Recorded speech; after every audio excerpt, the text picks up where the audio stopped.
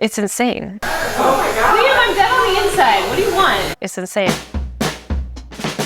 I'm Teresa Sharpe. This is my studio, Unkindness Art. I've been tattooing for 15 years, and I would consider my style to be somewhere in the realm of illustrated realism. I was really interested in being able to give back to the tattoo community in the same way that I received a lot from the shop that I started at. Felt like I could build an environment that was very positive for artist growth. Felt like I would be a good candidate as a business owner because I had a really good name in the industry already that allowed me to travel, do conventions, really participate in a lot of different sponsorships with different companies, to be able to take those things and offer them to the people that would then come and work in my studio to help them take that next step was kind of the plan. Oh man, the first step to owning a studio was trying to figure out where I wanted to be. So I was looking for a place that had more diversity, that supported the arts culturally as well as monetarily. So I did 2 cross-country tours. We saw so many different cities, we tattooed in so many different places around the country. Richmond, Virginia just really grabbed me for some reason. I think it was because it had affordable housing, affordable rental space, huge love of the arts here, an amazing punk scene, DIY stuff, galleries all up and down, graffiti art that they actually sponsor in the city, market that support a lot of local makers and crafters. And knowing what I knew about Richmond, I was like, this might be the actual perfect place to do this. My best advice, have an amazing accountant on your side. Find somebody that knows the ins and outs of your city, your state, and how they run all the taxes, because that's the one thing you never want to have to owe money on. And aside from that, invest in a manager for your studio. I don't know where I would be without Alyssa, who runs our shop. One of the things that really makes her just somebody that I can't lose. So she brought a lot of knowledge into my business when we hired her and has continued to impress us and just grow this business in ways that I never imagined. In your mind, you're like, yeah, I'm just gonna get a business license and I'm gonna open a business. And it's not that at all. And it can be really, really hard to find resources where they list out the stuff that you need to correctly open a business, rent a space, get it inspected, different inspections that we had to have from different departments that don't talk to each other. Don't tell one when the other one has done its thing and you're the middleman for all of them, trying to figure out what we needed and when we needed it. Can we get this before we can do this? The juggling of different institutions within your city just to make this happen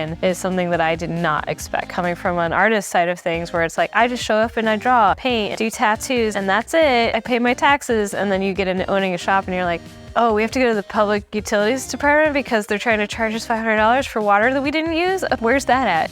I'm really glad that I decided to do this when I was well into my career and not at the beginning of it. I already had the career, I already had the name, I already had the clientele. I wasn't worried about being able to get people in my chair to tattoo when I needed money. That meant that I could spend a little more time away from that side of things and focus on getting this business up and running. Having all these different systems in place, ordering stuff, keeping tabs on all of your inventory, setting up payroll, running payroll, all of your accounting stuff, who's gonna clean the shop, who's gonna answer the phones. Being able to set all of that up and have the time to do that can be really, really hard when you're also trying to build a career in tattooing. Just the time that it takes to sit down and hire somebody. I think I did 2 or 3 days of interviews before I even hired our manager. And then every time you hire an artist, that's another thing that you have to have them come out, do a guest spot, get to know them a little bit, make sure that what they do, what you do, how you run the shop, how they'd like to exist in the shop, all mesh together. These are things that nobody sits down to tell you about. What do you do when somebody doesn't vibe with your studio? How do you manage different personalities on a daily basis? How do you know that you're putting together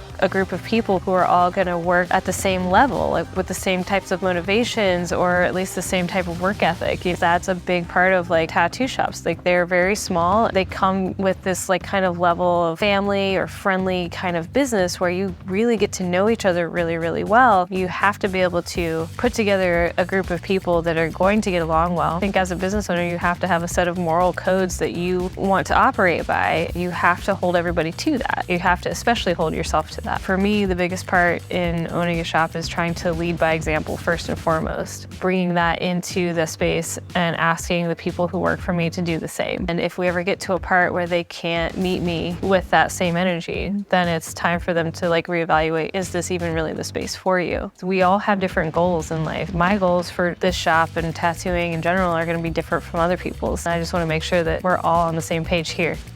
It's setting that like moral code for how you want your business to run, the expectations of how you expect things to get done, and you can't deviate from that. You can't let one person do something differently just because you don't want to have a hard conversation with them. If this is the standard to which every artist here works by, then every artist here needs to uphold that. As soon as one starts to crumble, everybody else is carrying that artist. It becomes a burden for everybody else, and it might not hurt you the first time it happens or the second time it happens, for the first month, third month, sixth month, but eventually it does start to crumble the foundations of that studio. So you really have to like pay attention to that stuff and jump in if somebody needs help. If somebody needs a break from tattooing or they need to step back from tattooing, then you need to have that conversation with them. It's okay to work with people on that. You have to be aware of it and you have to do something about it.